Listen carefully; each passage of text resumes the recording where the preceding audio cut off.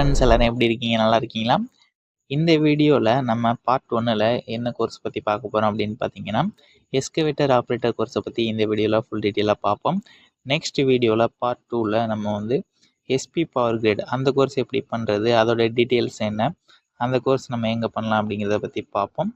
Part 3ல் நம்ம இப்போ எடுக்க போகிற எஸ்கவேட்டர் கோர்ஸோட சர்டிஃபிகேட்டையும் அடுத்தது எஸ்பி பவர் கிரிட் அந்த கோர்ஸையும் சேர்த்து கன்வெர்ட் பண்ணி எப்படி நம்ம கான்ட்ராக்டர் பாஸாக வாங்குறது அப்படிங்கிறத நம்ம வந்து பார்ட் 3ல் பார்ப்போம். அந்த வீடியோஸ்லாம் உங்களுக்கு நோட்டிஃபிகேஷனில் வரணும்னா நம்மளுடைய சேனலை என்ன சப்ஸ்கிரைப் பண்ணாமல் பார்த்துட்டு இருப்பீங்கன்னு நினைக்கிறேன். சப்ஸ்கிரைப் பண்ணிட்டு வாட்ச் பண்ணுங்கள். நம்ம போடக்கூடிய எல்லா வீடியோக்களுமே உங்களுக்கு நோட்டிஃபிகேஷனில் வரும். இந்த கோர்ஸில் என்னுடைய பர்சனல் எக்ஸ்பீரியன்ஸ் கெயின் பண்ணிட்டு தான் இந்த கோர்ஸோட ஃபுல் டீட்டெயில்ஸ் உங்களுக்கு சொல்ல போகிறேன். இந்த கோர்ஸ் நான் படிக்கும்போது என்னென்ன ஸ்ட்ரகிள்ஸ்லாம் ஃபேஸ் பண்ணேன், என்னுடைய டைமிங் மேனேஜ்மெண்ட் எப்படி வந்து ப்ராப்பராக நான் செட் பண்ணேன் அப்படிங்கிறத பற்றிலாம் இந்த வீடியோவில் நம்ம ஃபுல் டீட்டெயிலாக பார்க்க போகிறோம். இந்த வீடியோ கிளிக் பண்ணி நீங்கள் எவ்வளோ நேரம் பார்த்துட்ருக்கீங்க அப்படின்னாலே நீங்களே கன்ஃபார்ம் பண்ணிக்கலாம். இந்த வீடியோலேருந்து நீங்கள் வேறு லெவல் இன்ஃபர்மேஷன் வந்து கெதர் பண்ண போகிறீங்க. எந்த அளவுக்கு இந்த வீடியோ வந்து நீங்கள் பொறுமையாக பார்க்குறீங்களோ அதை விட அதிகமாக பொறுமையாக இருந்தால் தான் இந்த கோர்ஸ் வந்து நீங்கள் பண்ண முடியும். அது ஏன் அப்படிங்கிறத நான் இந்த வீடியோவில் போக போக சொல்கிறேன். இந்த கோர்ஸ் எங்கே பண்ணலாம், பிசிஏல பண்ணலாமா இல்லை ப்ரைவேட்டில் பண்ணலாமா அப்படின்னு டவுட் வந்து உங்கள் மைண்டில் எப்போவுமே ஓடிட்டே இருக்கும்.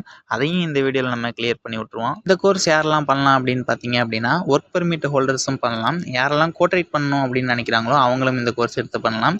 இந்த கோர்ஸ் பண்ணணும் அப்படின்னு நினைக்கிறவங்க உங்களுடைய ஒர்க் பெர்மிட் வந்து 6 to 8 months வந்து வேலிடிட்டி இருக்க மாதிரி பார்த்துக்குங்க. அப்போ தான் இந்த கோர்ஸ் வந்து நம்ம பண்ண முடியும். சரி, இந்த ஹைட்ராலிக் எஸ்கவேட்டர் கோர்ஸ் எங்கே பண்ணலாம் அப்படின்னு பார்ப்போம். ஒரு சில பேர் சொல்லுவாங்க பிசிஏல பண்ணால் தான் பெனிஃபிட்டு, சேலரி அதிகமாக இருக்கும் அப்படின்னு சொல்லுவாங்க. அப்படிலாம் ஒன்றுமே கிடையாது.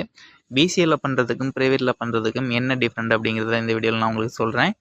பிசிஏல பண்ணுறீங்க அப்படின்னா அதில் வந்து பார்த்தீங்க அப்படின்னா 8 days ஃபுல் டேஸ் வந்து கிளாஸ் இருக்கும். அதில் பார்த்தீங்க அப்படின்னா நம்ம ஒரு பிகினராக போகிறோம் அப்படின்னா, புதுசாகவே போகிறோம் அப்படின்னா நம்ம வந்து அங்கே போய் எடுத்துக்கலாம். இல்லை நம்ம வந்து ஆப்ரேட்டராக இருக்கோம் அப்படின்னா நம்ம வந்து டைரெக்டாக வந்து நம்ம ப்ரைவேட்டில் போகலாம். எங்கே நீங்கள் போய் நீங்கள் எஸ்கவேட்டர் கோர்ஸ் பண்ணாலும் பிசிஏவோட அப்ரூவ்டு சர்டிஃபிகேட் தான் நமக்கு வந்து கிடைக்க போகுது. பில்டிங் கன்ஸ்ட்ரக்ஷன் அத்தாரிட்டி அவங்க வந்து சைன் பண்ண சர்டிஃபிகேட் தான் நம்ம வந்து எங்கே வேணாலும் எங்கே பண்ணாலும் நமக்கு வந்து கிடைக்க போகுது. அதனால் எங்கே பண்ணாலும் நமக்கு வந்து பெனிஃபிட்டு தான். நம்ம பிகினராக இல்லை நம்ம வந்து ஆல்ரெடி எக்ஸ்பீரியன்ஸ்டா அப்படிங்கிறத பொறுத்து தான் நம்ம வந்து ஒரு இன்ஸ்டியூட்டை வந்து செலக்ட் பண்ணணும். இந்த கோர்ஸ் நீங்கள் பிசிஏல டைரெக்டாக பண்ணுறீங்களா இல்லை ப்ரைவேட்டில் பண்ணுறீங்களா அப்படிங்கிறதெல்லாம் மேட்டரே கிடையாது. இந்த கோர்ஸ் நீங்கள் பண்ணும்போது லிஃப்டிங் சர்டிஃபிகேட்டோட சேர்ந்து வருமா அப்படிங்கிறத வெரிஃபை பண்ணிட்டு பண்ணுங்கள். ஏன்னா லிஃப்டிங் இல்லாமல் நீங்கள் பண்ணீங்க அப்படின்னா இதே கோர்ஸை நீங்கள் ஃபுல் அமௌண்ட் பே பண்ணி மறுபடியும் அதே கோர்ஸை பண்ணுற மாதிரி இருக்கும். இந்த 2024 நிறைய பேருக்கு லிஃப்டிங் இல்லாமல் நிறைய பிரச்சனை ஓடிட்டுருக்கு. அதனால நீங்கள் ஒரே டைமில் உங்களுடைய கோர்ஸ் வந்து கம்ப்ளீட் பண்ணிடுங்க. இந்த எஸ்கவேட்டர் கோர்ஸ் நான் பண்ணும்போது ப்ரைவேட் இன்ஸ்டியூட்டில் தான் பண்ணேன். பிசிஏ அப்ரூவ்டு ப்ரைவேட் இன்ஸ்டியூட்டில் தான் நான் வந்து பண்ணேன். இந்த கோர்ஸ் நான் ஸ்லாட் புக்கிங் பண்ணதுலேருந்து 6 month கழிச்சு தான், கிட்டத்தட்ட 6 month நான் வந்து வெயிட் பண்ணேன். அவ்வளோ பேர் அப்ளை பண்ணியிருந்தாங்க. எனக்கு வந்து ஸ்லாட் புக்கிங் பண்ணதுலேருந்து 6 month நான் வந்து வெயிட் பண்ணி தான் அந்த கோர்ஸ் வந்து பண்ணேன். நிறைய பேருக்கு 8 monthும் ஆயிருக்கு. அதனால தான் இந்த கோர்ஸ் பண்ணுறதுக்கு உங்களுக்கு வந்து பர்மிட் வந்து 6 to 8 month வந்து வேலிடிட்டி இருக்கணும் அப்படின்னு சொன்னேன். பொறுமையாக அந்தளவுக்கு இருக்கணும் அப்படின்னு நான் அதனால தான் சொன்னேன். பேஷன்ஸ் ரொம்ப முக்கியம் இந்த கோர்ஸ் பண்ணுறதுக்கு.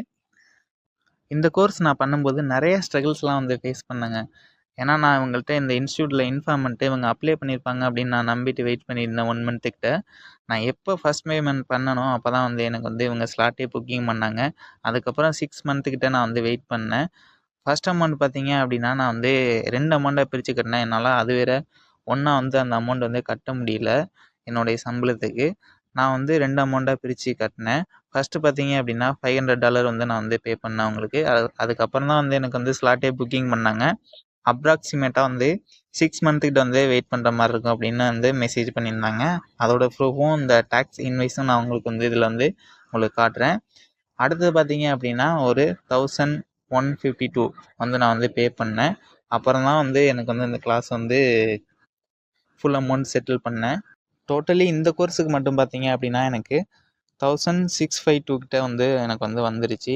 அது இல்லாமல் டிரான்ஸ்போர்ட்டேஷன் சார்ஜெலாம் வந்து சேர்த்து நமக்கு வந்துடும். இந்த கோர்ஸை வந்து நான் 4 days கம்ப்ளீட் பண்ணேன். எனக்கு வந்து ஷெட்யூல் எப்படி கொடுத்துருந்தாங்க அப்படின்னு பார்த்தீங்கன்னா, ஃபஸ்ட்டு டேயில் ஆஃப்டர்நூனில் 1:30 PM-லேருந்து 5:30 PM வரையும் வந்து ப்ராக்டிக்கல் ட்ரைனிங் கொடுத்தாங்க. நெக்ஸ்ட் டே பார்த்தீங்க அப்படின்னா 8:30 AM-லேருந்து 5:30 PM வரையும் ப்ராக்டிக்கல் ட்ரைனிங் கொடுத்தாங்க. அதே சேம் டேயில் வந்து 5:30 பிஎம்லேருந்து 9:30 பிஎம் வரையும் தியரி ட்ரைனிங் வந்து கொடுத்தாங்க. நெக்ஸ்ட்டு பார்த்தீங்க அப்படின்னா அதே தான். நெக்ஸ்ட் டே வந்து பார்த்தீங்கன்னா 8:30 to 5:30 வரையும் வந்து ப்ராக்டிக்கல் ட்ரைனிங் கொடுத்தாங்க. நெக்ஸ்ட் டே பார்த்தீங்க அப்படின்னா எனக்கு வந்து எக்ஸாம், டேரெக்டாக வந்து எக்ஸாமுக்கு போயிட்டோம். இந்த கோர்ஸில் ரைட்டன் டெஸ்ட் பார்த்தீங்க அப்படின்னா 1 hour இருக்கும். ப்ராக்டிக்கல் டெஸ்ட் பார்த்தீங்க அப்படின்னா 1 day அப்படின்னு சொல்லியிருப்பாங்க. நமக்கு வித்தின் 1 dayலேயே ப்ராக்டிக்கல் டெஸ்ட்டும் தியரி டெஸ்ட்டும் வந்து நமக்கு முடிஞ்சிடும். இந்த கோர்ஸில் நம்ம இங்கிலீஷில் தான் எக்ஸாம் எழுத போகிறோம். இந்த கோர்ஸில் மல்டிபிள் சாய்ஸ் கொஸ்டின் தான் இருக்க போகுது. இதில் பார்த்தீங்க அப்படின்னா 20 மல்டிபிள் சாய்ஸ் கொஸ்டின் வந்து இருக்கும். 5 லோட் சார்ட் கொஸ்டின் வந்து இருக்கும். மொத்தமாக வந்து பார்த்தீங்க அப்படின்னா 25 கொஸ்டின் வந்து நம்ம ரிட்டன் எக்ஸாம் வந்து எழுதுகிற மாதிரி இருக்கும். அது மட்டும் இல்லாமல் இதில் வந்து ப்ராக்டிக்கல்லையும் தனித்தனியாக வந்து நமக்கு மார்க் இருக்குது. ஓரல் டெஸ்ட்டும் வந்து இருக்குது. ப்ரீ ஒர்க் ஆக்ஷனை பற்றி நம்மள்கிட்ட ஓரலாக கொஸ்டின் கேட்பாங்க. அதுக்கும் தனியாக மார்க் இருக்குது. நம்ம செய்கிற ப்ராக்டிக்கலுக்கும் தனித்தனியாக மார்க் இருக்குது. அதை வந்து நான் அடுத்த வீடியோவில் வந்து உங்களுக்கு கிளியராக நம்ம ப்ராஜெக்ட் வந்து இதுக்கெல்லாம் எத்தனை மார்க்கு, சின்ன சின்ன விஷயத்துக்கெல்லாம் வந்து மார்க் வச்சுருப்பாங்க. அதை வந்து ஃபுல் டீட்டெயிலாக அதில் வந்து நான் எக்ஸ்பிளைன் பண்ண முடியாது. ஏன்னா வீடியோ வந்து ரொம்ப பெருசாக போயிடுச்சு. அதனால் நெக்ஸ்ட் வீடியோவில் வந்து நான் வந்து அதை வந்து அந்த டயக்ராமோட வந்து உங்களுக்கு எக்ஸ்பிளைன் பண்ணுறேன்.